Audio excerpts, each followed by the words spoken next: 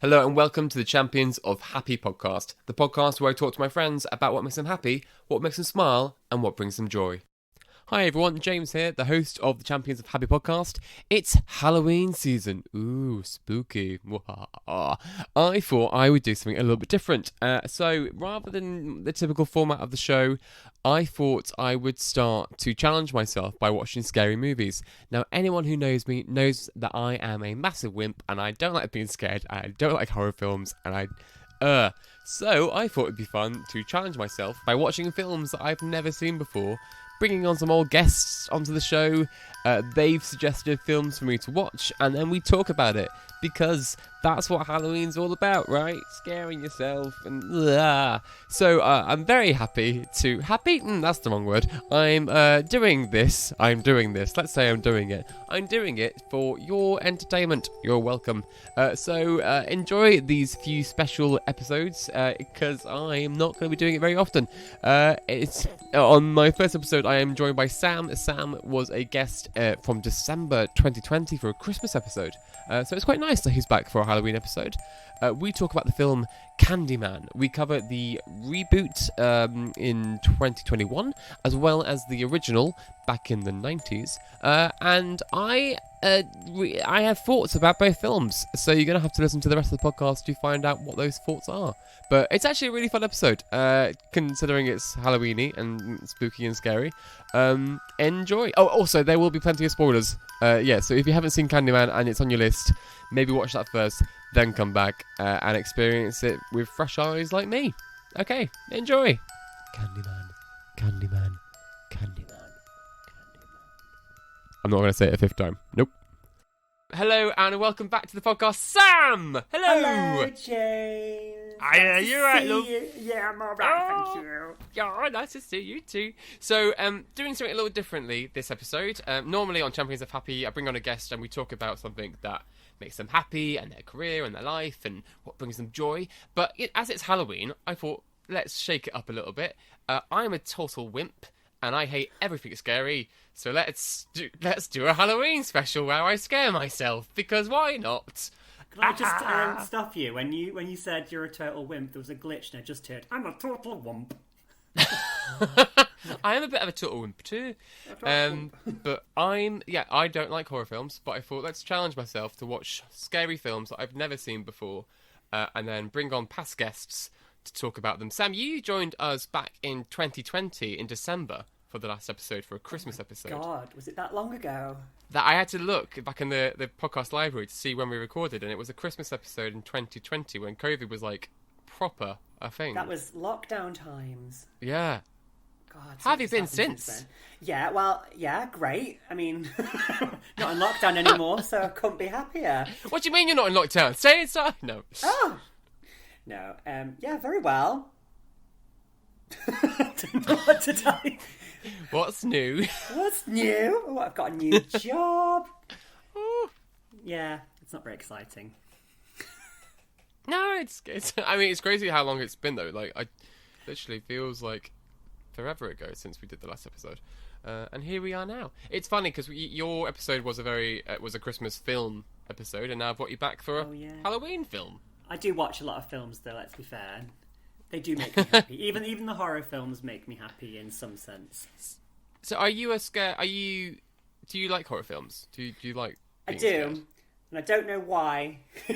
I don't know why I like to scare myself so badly, because I'm one of those people as well who dwells on these things long after I've watched them, because I believe everything I see: aliens, ghosts, perhaps not zombies, but definitely I think all serial killers are coming for me at any moment.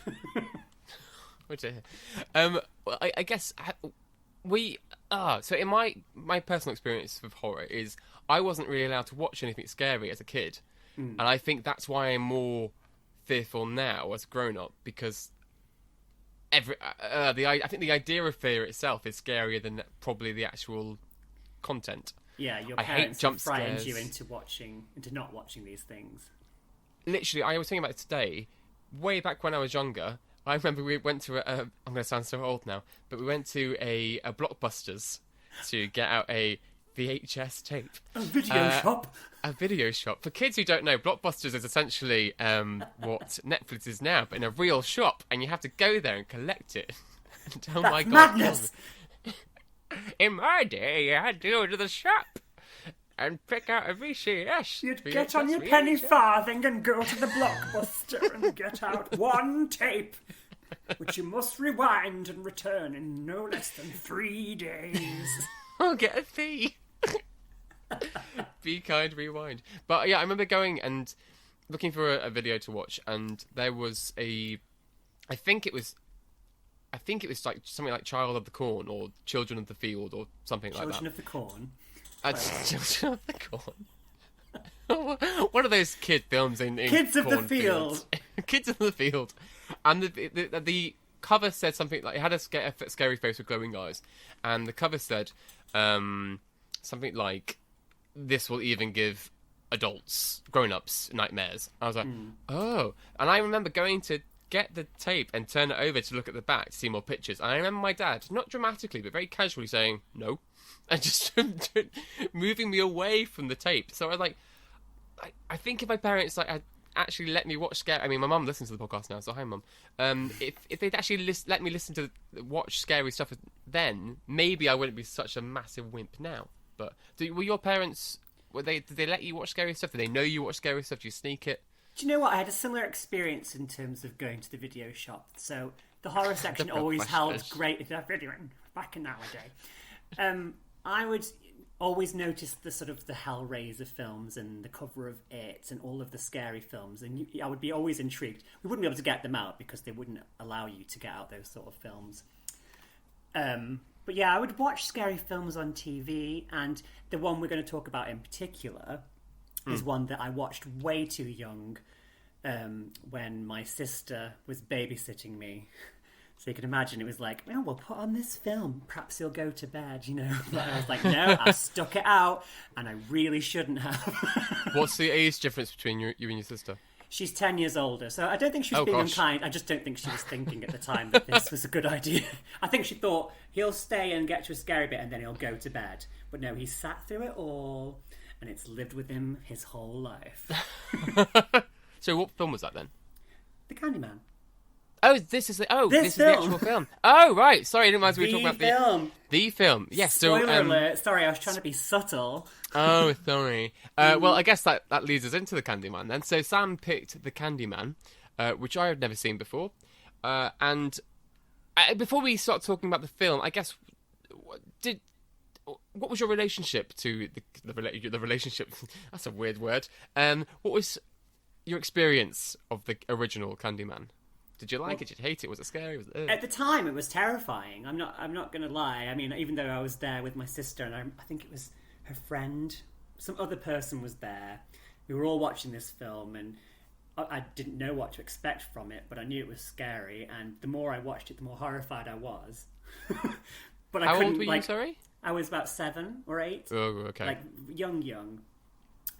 And like I said, it's one of those things that stuck with me ever since. Like I was very wary of mirrors in the dark in particular. it's just stayed with me my whole life. Not traumatized me in a sense, but it's lingered. It's always there in the back of my mind. Have you ever said Candyman 5 times into a reflective surface? No, James, we don't want to tempt fate, do we? I mean, we're currently on webcam now, so this technically counts as a reflective surface. James, do you want to do it lie together to now? You. I'm not going to tell you that before I did this podcast, I've shut all the doors in my flat because I don't want to. As we're talking about it, it gets me riled up, and I just know I'm going to see something walk past an open door or something. So there's no chance. Look, you've got a window behind you. I know I'm going to see a face in it in the reflection. You've ruined my segue now, Sam. I was going to ask, what's your favourite candy at Halloween? Oh, or just generally, what's your favourite generally, candy? I quite like sour sweets. I mean, I really love chocolate, but in terms of like candy and sweets, I like any like Tangfastic Haribos are always a good one, especially the sour cherries, or those little pixie sticks. You know those that. Yeah. You know, as an adult, look like cocaine, but well, they are essentially cocaine for kids, aren't they? Little pixie sticks. I love those. How about you? Were you a big... Good. So my favourite chocolate bar is actually an American one called Three Musketeers, which is basically a much better version of Milky Way. And when I was in America, I ate so many Three Musketeers. They were Three Musketeers. Yeah, that's right. They were so good. I loved them. But generally, I guess anything I like white chocolate really. So anything. I scoffed down a big bag of white chocolate buttons before, so that was nice. Nice. Sub I could the do diet. that daily if you want. I mean, I'll eat a share bag to myself every day. Oh, maybe I'll send you some as a gift as a thank you for doing this then. No need.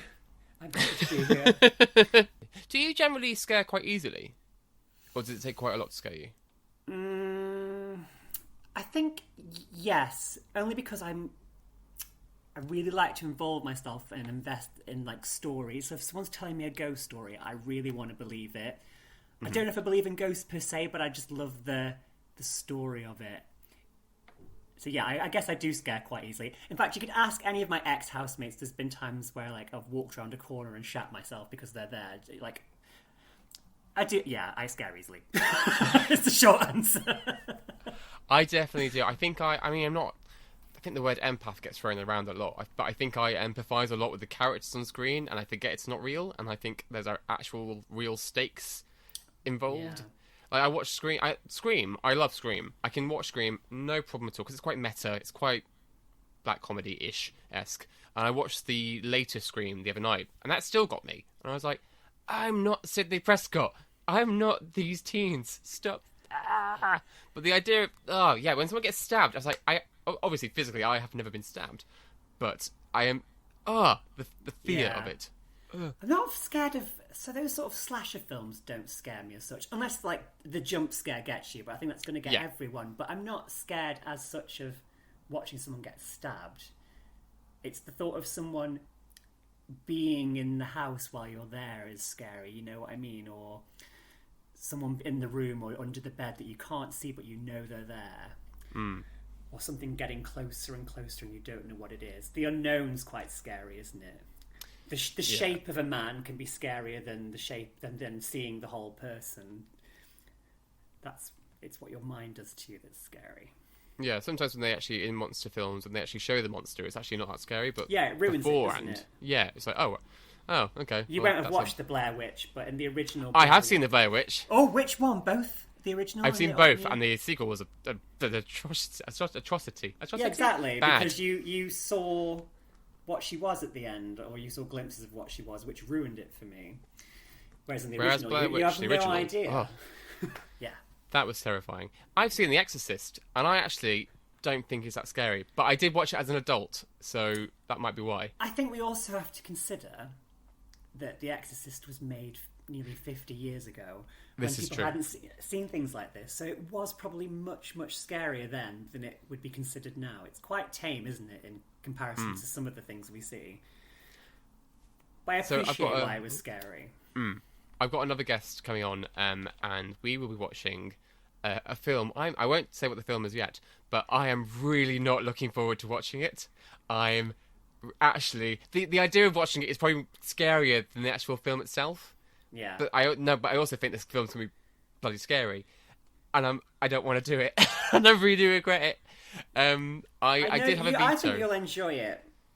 You know it. I've told you, haven't I? Yes, yeah. You told me. I think it's like a roller coaster. Like once you've got through it, you'll be like, "Oh, that was actually quite good."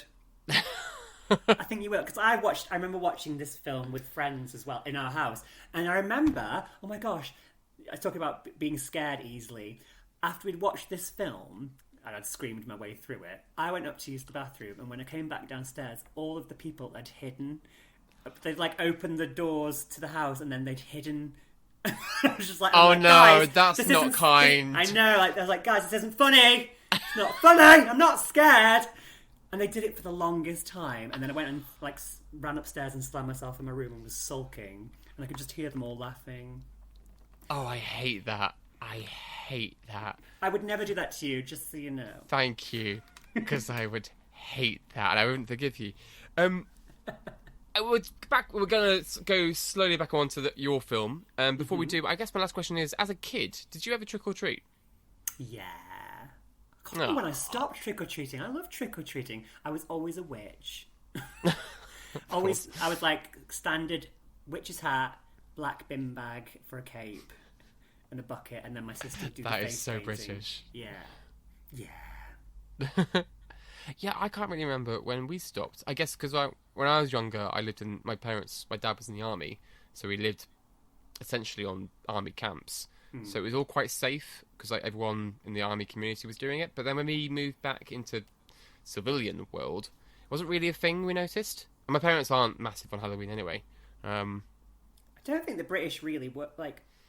We're not really. It's not our as thing. Americans, yeah. I don't think Halloween trick-or-treating became unsafe. I just think it stopped happening more and more because people were less inclined to open their doors. Yeah. Because we didn't adopt it full on like the Americans do, where they all decorate their houses.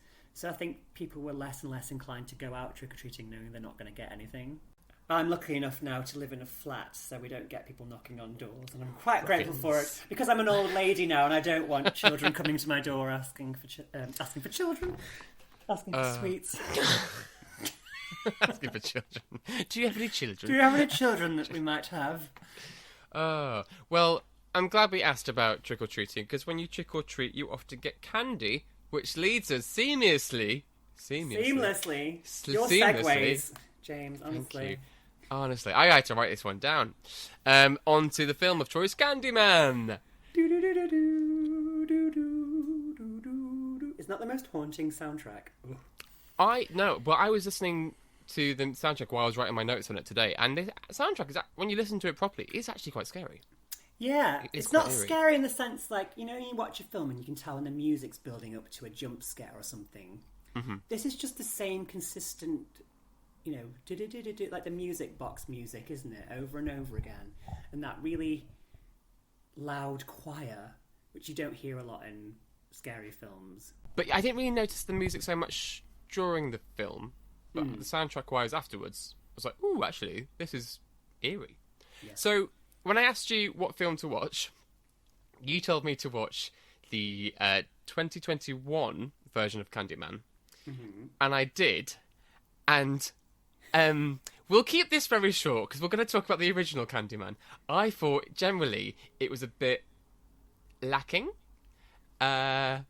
Before I say what I think about the film, when did you watch the last new Candyman? One. I watched that when it came out. And can I just say, the reason I thought you might want to watch this one is because it's not going to be as terrifying as the other film you're going to watch. Oh God, I'm not looking forward to that. This is a nice, easy break-in, I think. Yeah, and I think it's a bit more. Yeah, it hasn't got as many jump scares, and it's probably more unsettling than it is scary. I just thought, give him a taster. But then when you sent me a message saying, it's not quite what I expected, I went, well, maybe watch the original then. See how that does you. Sorry, what was your question? So generally you enjoyed it, though, I take it. Yeah, I enjoyed the new version. I enjoyed the new one, because I think it like built on the whole Candyman legend, and it tied in nicely, because now you've watched the first one, you know where the adult version of that kid comes from. And yeah, I enjoyed it. It did scare me still. It's one, and like when I realised it was coming out and it was by James Wan, was it? Did he produce it? No, Jordan Peele. Excuse me, Jordan Peele was producing. That was exciting as well because I like him. Yeah. So I watched. I think I amped because I said to myself, "I want to watch a scary movie." So I really amped myself up for watching a scary movie.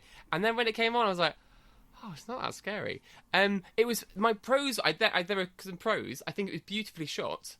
Yeah. But I think that kind of took away from the fear aspect of it. I think if it had been a bit more gritty, grungy, it could have been a bit scarier. I think the guy who played Anthony was incredibly attractive. Even when his face is rotting off. I mean, it's the inside that counts. He's a struggling artist. Sure. But before that, really bloody hot. Is it terrible when I first saw the gay couple, I thought, oh, you're dead. You're going to die. And then they didn't. And I wasn't sure if I was disappointed or not. No, you said it. I probably did think the same, because usually those sort of characters are there as, murder fodder, aren't they? They are, yeah. But I was like, you're dead. And then they didn't die. I was like, oh. And I couldn't decide if I was happy about it or not. I'm like, what? I didn't care when the art studio owner and the intern died. I was like, oh, I should care. But I don't think we were supposed to, if I'm honest. Oh, okay, fine. I know we're not going to go too deeply in it, but I think the people that Candyman killed in that film, we're not supposed to like. The art critic we weren't supposed to like. No. The people, the artists, because they aren't kind to Anthony. Do you know what I mean? Yeah, they that's don't support him in his artistic dreams and things. I hope people have watched this film, by the way. Oh yeah, sorry. I don't know what we're talking about. I'll edit this in later. But spoiler alert, if you haven't watched Candyman, there's going to be spoilers. Da-da-da! But also, don't be like me and don't watch stuff for years. That's your fault. Me? See, it excites me when you ask these questions. Like, oh yeah, you can watch the films that traumatised me. Like, you can also be traumatised. I just needed a bit more energy from it. And I was just like, oh, it's fine, but it's not great. I think it was made for the fans of the Candyman original, I think. I think I kind of wanted a bit more of behind the whole... Because in the premise of the... Well, one of the premises of the film is, if you say Candyman in a reflective surface 5 times, then Candyman will appear and will kill you. And I feel there was a real lack of that. As like, there was one person... There was a teenage girl who went to the gallery and she said to her friends in a school, which felt really off from the rest of the plot. I was like, this is great and all, but this should be more of the main plot. Generally I thought it was nice. Thought it was fine, but you needed more deaths. I needed more depth, more action. So when you told me to watch the original, I'm really glad I did because I actually really enjoyed the original. Yes, I thought. The original is much better. I agree. So, do you want to give us a? I feel like I've waffled my way through the new one, but can you give us a plot story of the original for us? Okay, so the viewers know what we're I'll talking do my about. best. You're on this. You got this. I got it. It's not timed, is it? And I won't try and do too meandering about it. So the plot of Candyman is a grad student. The original. A grad student called Helen Lyle is doing a thesis and studying urban legends. So she's interviewing people who live in an area called Cabrini Green in Chicago. And they're all telling similar stories about people being killed by a man called Candyman, who is this figure who, like James says, he appears behind you in a mirror if you say his name 5 times in the mirror. Now, she doesn't believe this, and during her investigation, she actually meets a gang member who refers to himself as Candyman, and she ends up getting him arrested. So these murders stop. And because the murders stop, the real Candyman, this evil ghost... I say evil with speech marks, because is he really evil? This vengeful spirit, let's call him that. He comes to Helen to convince her that he's real. And it turns out that he's fallen in love with Helen and he wants her to become his victim and become immortal and legendary like he is. I was trying to do his voice, but I can't. It's too low. And that's basically the plot. He then just pursues her, and people think she's insane because no one else can see him, and people keep dying, and it's almost like he's framing her for the murders, but he's trying to make her legendary like he is. How was that? That's pretty I much tried not to give away the ending. Hi everyone. So mid podcast, my headphones died, so I had to go run around the flat to find an alternative. While I was gone, Sam entertained himself, and I thought it was funny to keep what he said in. So here you are. See, now James has gone and left the room. I'm very scared that he's going to be murdered, and I'll see it in the reflection in the window. James, don't die. Look at me, I'm talking to myself. Here's the creepy music from Candyman.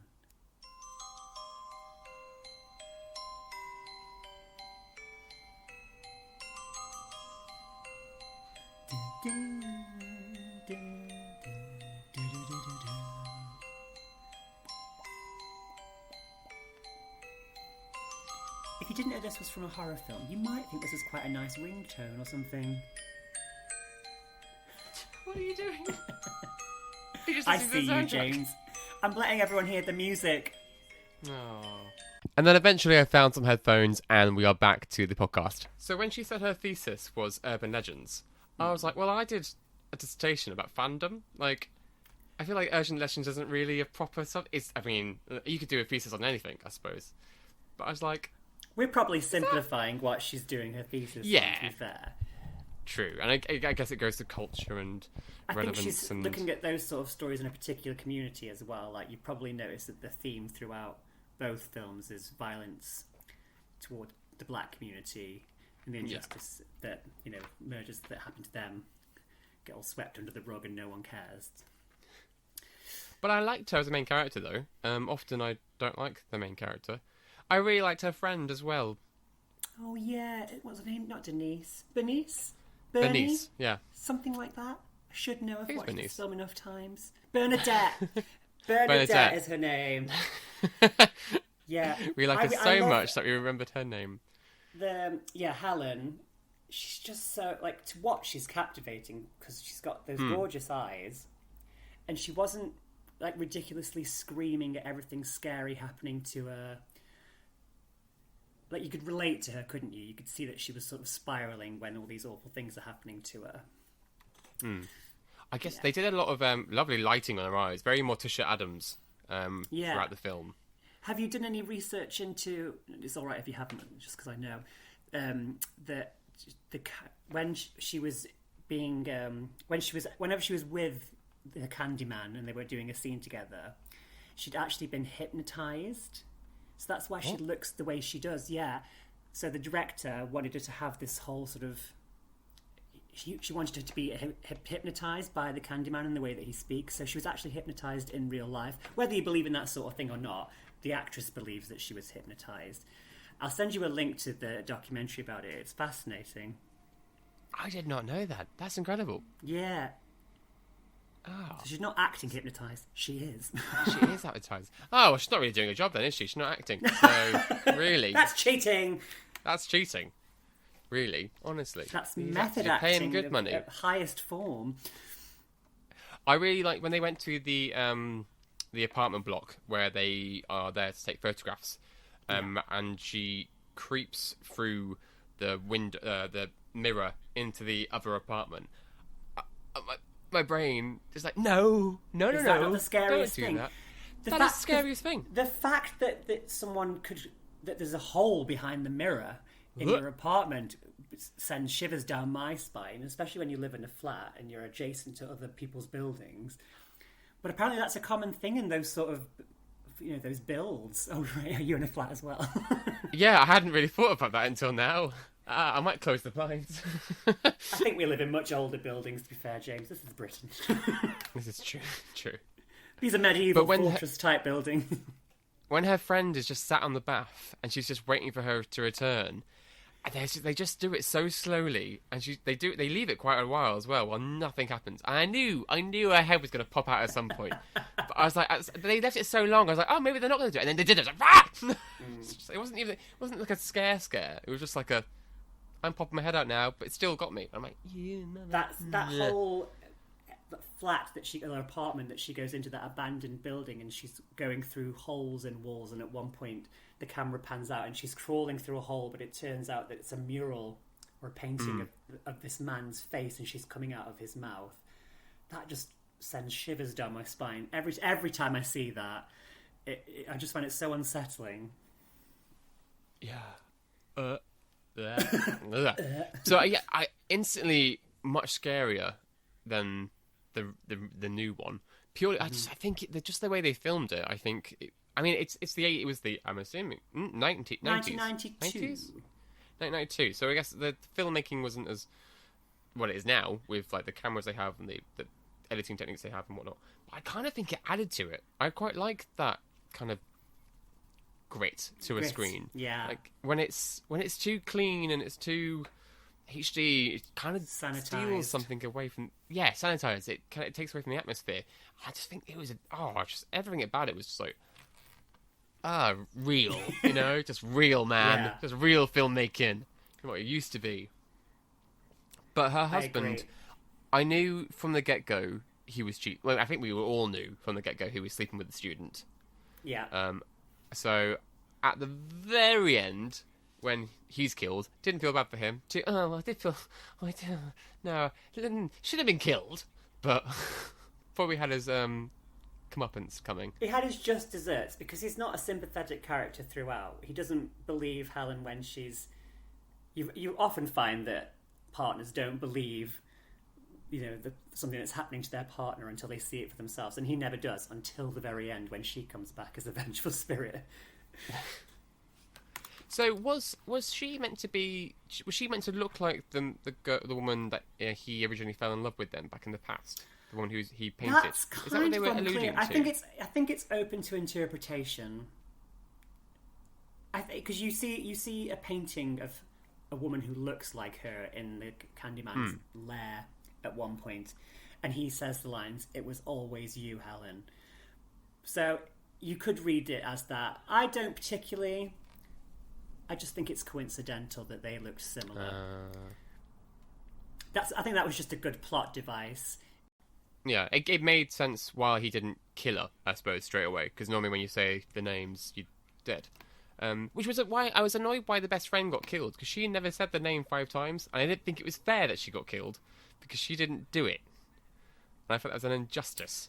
No, this is true, but the reason he did kill her is because I said it. He's trying to frame Helen is not the right word, but he's trying to lead people to believe that she commits these murders so that she has this sort of legendary status. So when she dies, if she dies, when she dies, people will tell, because Candyman's whole thing is that he's still living and coming back because people talk about him and they perpetuate the myth through his killings, and he wants the same for her. So he's giving her a chance. He's saying to you, be my victim and come and be with me and be immortal through rumour.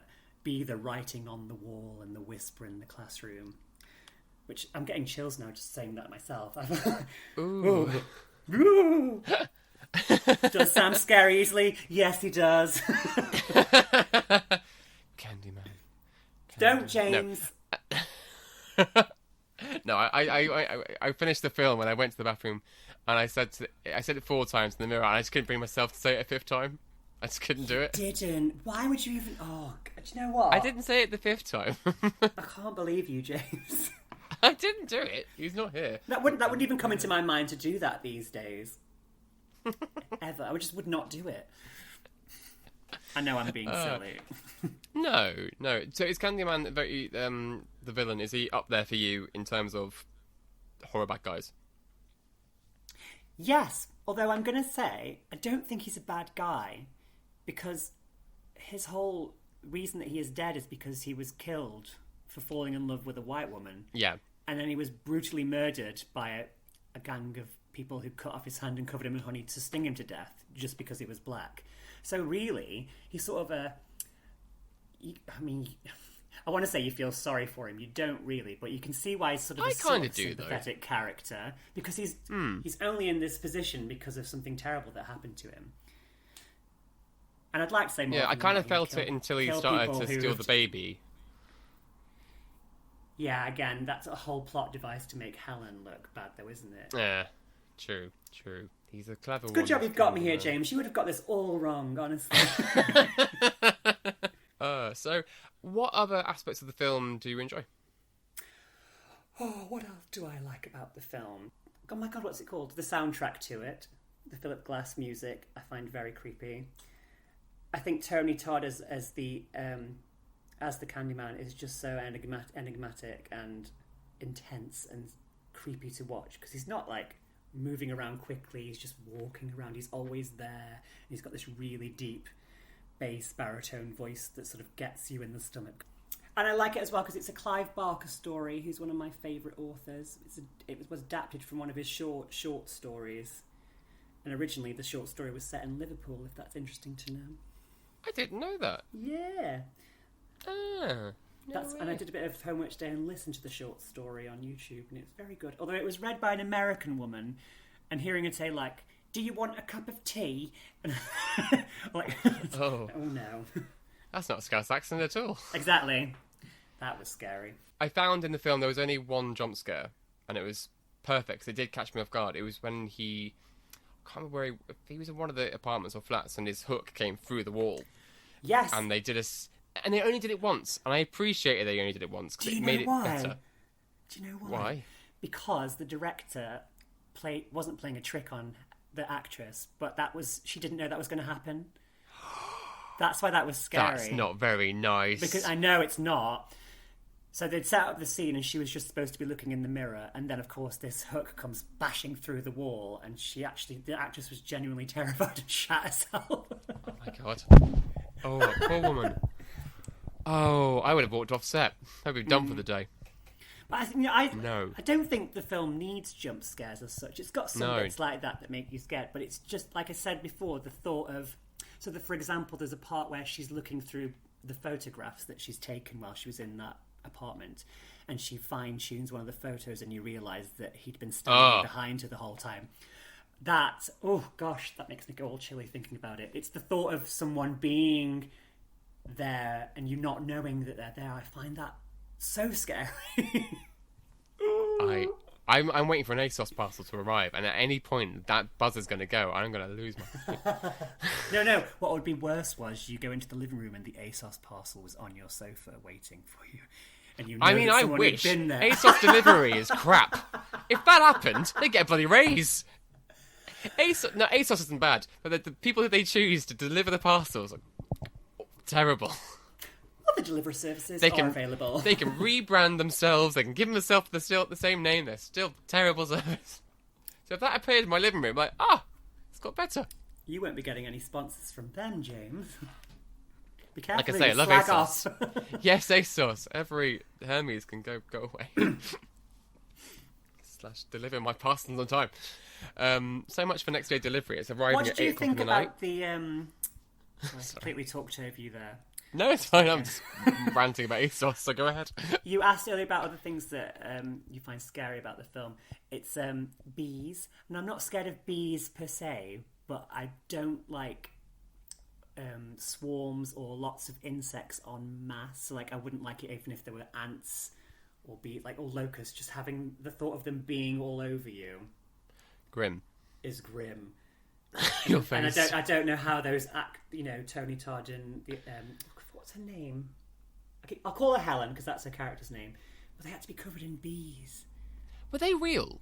They were real bees. Like in the scene, for those who haven't seen it, although you should now go watch it. There's a scene near the end where he's like got bees coming out of his mouth and they're on her face. Are they real? They're real bees, and they were. So the guy who looked after the bees, the beekeeper, I suppose you'd call him. Is that the right term? Bee tamer. He would have, I guess it's called an aviary. He'd have beehives on the roof of the set, and he would hatch bees. And bees within the first 24 hours don't have stings or don't have strong stings. So he'd have essentially baby bees that look like adult bees. And he'd put pheromones of the queen bee all over her face and in Tony Todd's mouth, and then he would just pour bees over them. And they wouldn't do anything. Sting. I think Tony Todd got stung a couple of times, but every time he got stung, he'd get like $1,000 added to his contract. Yeah, so I don't think he minded that much. But yeah, they were real bees.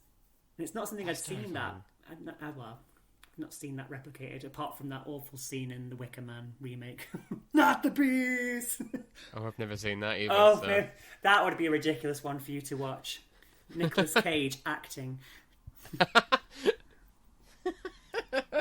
I love the air quotes. Yeah, I guess you wouldn't get that now. That would be a CGI jobby, I think. Yeah. Like, no one would use real bees. Again, going back to that grit and sort of the realness of it. Mm. There isn't much... I'm sure there are CGI moments. In fact, I don't think there are. It's a lot of I don't think there is. I mean, there's a bit where he goes smashing out of a window. Do you remember where he flies out in the hospital? And you can actually that was see a bit the wire. Yeah. But I don't care. Like, I forgive it, because at least it was real. Yeah. Yeah. It didn't just... Yeah. There was a float that... In the new one, in the 2021 version, there was, near the very end, he does do a weird little float thing. And it just felt weird. It just takes you out of it. You could just walk. Just walk. Yeah, there's lots walk of instead. Clever CGI trickery in the new one. That's a good argument as to why the first one is better, because it's more practical effects. Mm. No, but I really enjoyed it. I'm really glad I watched it. I can tick it off my list now of things I'm glad to you watch. gave me a second chance, because I was so disappointed when you'd seen the reboot, and you weren't impressed. I was like, okay, give this one a go. Well, I was like, oh, it's just going to be a really short podcast episode. I don't know what to talk about because I didn't like it. I know it's great in its own merit. It's got reasons why it's good, but it's just not as good as the original. I know. So I noticed there's a sequel and a third Candyman. Have you ever seen those? I have. They're not as. I watched the trailers. They look terrible. They are. They're a bit like when they know when they know one thing works. It's like Hellraiser and the Nightmare on Elm Street films. They just think, well, that worked the first time. We'll just do more. It doesn't really add anything to the original Candyman story. No.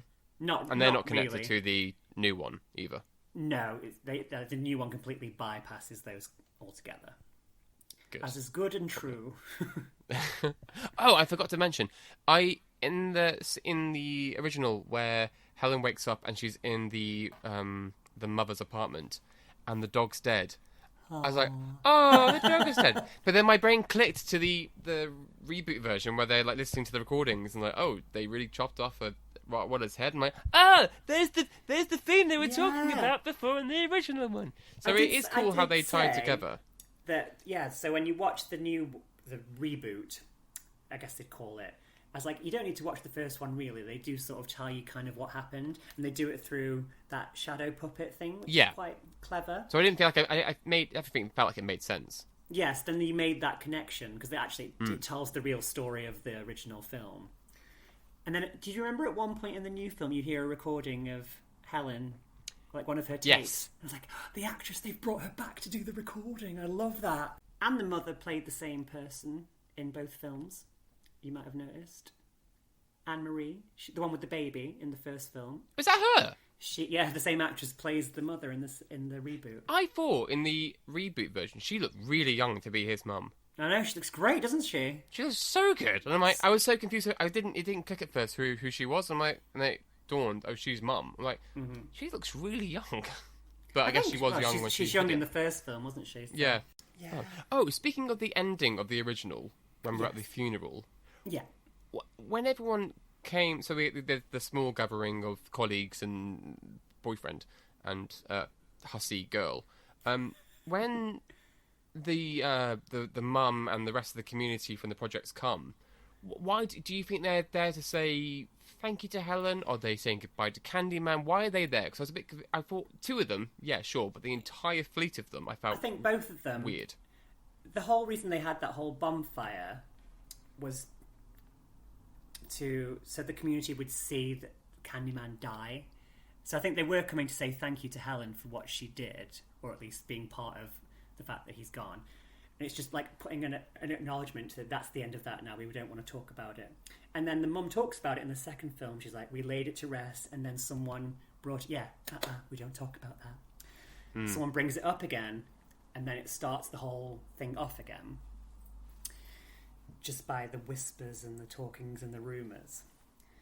When the kid threw the hock into the coffin, though, I was like, oh, that's going to leave a dent. That coffin looks expensive. I was like, oh. And then how the fact that it just hit on the side and then fell really, like, not stylishly at all. Just like, ugh. I was like, oh, I could have done a better job. We'd have to shoot that again. The hook hit the wrong side of the coffin. Honestly, why didn't they? Yeah, I think they probably just shot that once. Yeah. But did you like the ending? I did. Yeah, because it opens it up to... I mean, the fact that she comes back as the new vengeful spirit doesn't really make any difference, because in the second and third films of the original one, she's not mentioned at all, and it's just the same Candyman. And in the reboot, it's still... Well, it's a different version of the Candyman, but it's not her. Yeah. I think that's how the new one's a bit deeper, isn't it? Do you think in any world she could have survived at the end? Or do you reckon it's better that she died? I think she was always meant to die. She was never going to escape that storyline, was she? She was always destined to be the heroine, but we'd lose her. Oh, it's a shame. But sorry to spoil that for everyone, but Helen dies. Oh. Spoilers. Well, thank you for introducing it to me. I think I am going to give the second and third one a skip, just because I watched the trailers and they look very 90s, ready to go camera grab film this blonde actress who's not really an actress, and go. I think they don't look like they have the same quality as the original. No, absolutely not. But really happy I've seen it now, and I will say though, I do wish there'd been more of the in the mirror staring, saying Candyman 5 times, just because I feel like they made a big deal about it, but then they didn't really do it enough. I was like, do it again. But then you went away and did it anyway, didn't you? Just to see. Well, I didn't finish it. Only 4 times, so you can't get me. I wonder if you actually did finish it, you'd then have this lingering feeling all the time. I'm not doing it before bed. Like, that'll make a difference. Like you said, Bernadette didn't say it at all, and she still died. Oh, poor Bernadette. Justice for Bernadette. Bernadette? You know what? Justice for Bernadette, because when you see her dead body, she looks grey. Like, it's really bad special She's really blue makeup. in the face. I was like, why have they made her blue? I was like, poor woman. Dead and then blue. All right. I'm sure there's some science there. I'm sure. There's something we don't know. Sam, you've watched many films. I've not watched many scary films. Mm-hmm. What other scary films do you reckon are a must to watch around Halloween? Around Halloween, I would say you've got to watch Halloween, the original Halloween, the John Carpenter version, just because that's a very good slasher film. I quite enjoy Signs, the alien one. Oh, I don't like Area 51 grey alien stuff. That really scares me. I cannot tell you why it scares me, but it does, and I don't like it. What else do I like? Things with ghosts in them, I suppose. I should have made a list before joining, and should have knew this question was coming. So you know the film I'm going to watch next. Am I going to need a cuddle afterwards? Maybe. I think I don't want to. In my opinion, it has its jump scares, and it will get you that way. But I think it's towards the end, it kind of gets semi-ridiculous. But I want to hear your opinions of it. I'll listen to the podcast. Yeah, do. I'll tune so in. Listeners, I will be watching a different horror film, and I will disclose that once I've done the next episode. That will be with returning guest Dane, the comedian, who was lovely and friendly. And when he told me the film we're going to watch, I regretted everything so much. I got really scared because I genuinely thought people were going to say really old 80s movies. And I'd be like, oh, it's fine, because it's years ago. And then I've got, like, the new Candyman. I'm like, oh, no, this movie's scary. And it wasn't. And then I've got this... Actually, the one I'm going to be watching is not... It's quite recent, I suppose, in our sense of time. It's not an 80s film. And I'm like, I'm really scared. But I've got another guest planned. And I'll tell you, Sam, what it is afterwards. And it's not that scary, but it's a bit spooky. Okay. A bit Halloween-y. Is it Casper? So I'm looking forward to that one. It's not Casper. I've seen Casper, so that's... I love Casper. I'm annoyed I watched Hocus Pocus 2 before I started this podcast idea, because I could have got away with that then. I was like, oh. While we've got you, did you enjoy Hocus Pocus 2? Yeah, I did. It's not as good as the original. But yeah, I think it was cute. I think they made the witches too cuddly. Yeah. Is that? Would you agree? Like, I'd agree. I think they're a bit more threatening in the first one. A backstory. I don't think villains need a backstory sometimes. Unless it's like a horrible one, like Candyman, where it was horrible. Whereas the Sanderson system one was a bit like, oh, they've been outcasted because they're women. Although I will say the children actors were very good. They were so good.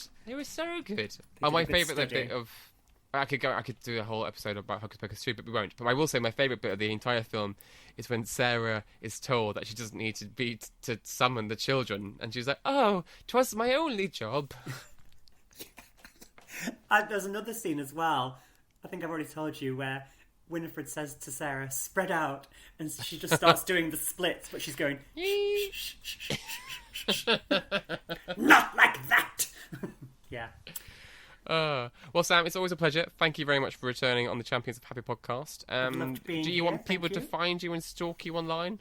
If they want to. You can find me on Instagram at animatronic. That's ANAMATRONIC. God, that was good spelling, wasn't it?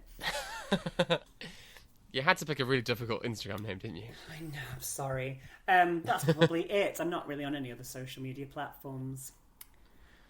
Slide into my DMs, why don't you? Let's discuss horror films. Ooh, yeah, let Sam know what you think about Candyman if you've seen it. And I'll post this on Instagram, so let us know in those comments as well what you think of the film.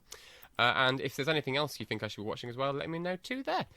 Thank you again, Sam. It's been a pleasure as always. It's been so spooky. And I will see you tomorrow, actually. But in the meantime, have a lovely night. Thanks, James. Goodbye. Bye.